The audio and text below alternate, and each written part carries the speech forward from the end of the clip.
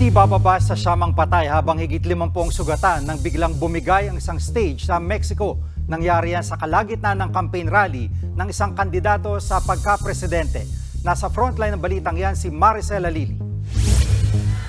Nagsasagawa ng kampanya ang partidong ito sa Nuevo Leon sa Mexico nang biglang lumakas ang ihip ng hangin na nagpaguho ng stage. Nagpulasan ng mga tao at maririnig ang kanilang sigawan. Kita sa video kung paanong mas lumakas pa ang hangin. Halos mabaklas ang tolda ng stage. Ang mga tao nabalot ng takot. Kita sa isa pang anggulo kung paanong bumigay ang bubong ng entablado. Hindi bababa sa siyam ang patay sa trahedya, kabilang ang isang bata, habang higit 50 ang sugatan.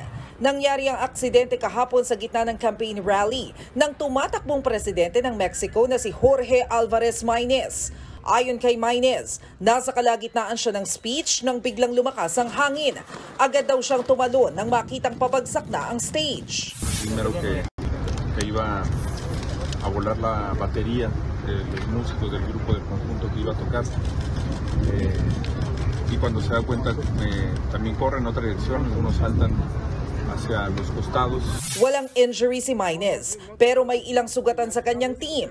Agad niyang pinuntahan ang mga taga-suporta na dumalo sa campaign rally. Tumatakbo bilang presidente si Maínez sa ilalim ng partidong Citizens Movement. Pero dahil sa nangyari, hindi raw muna niya itutuloy ang mga campaign activity. Sa June 2 ang itinakdang presidential election. Kasunod naman ng trahedya, inabisuhan ang mga residente na iwasan muna ang paglabas ng bahay dahil sa malakas na hangin dulot ng thunderstorms. Nagbabalita mula sa Frontline, Maricel Halili, News 5. Mga kapatid, Jiggy Manikad po, iba na ang may alam at may pakialam sa panahon ngayon.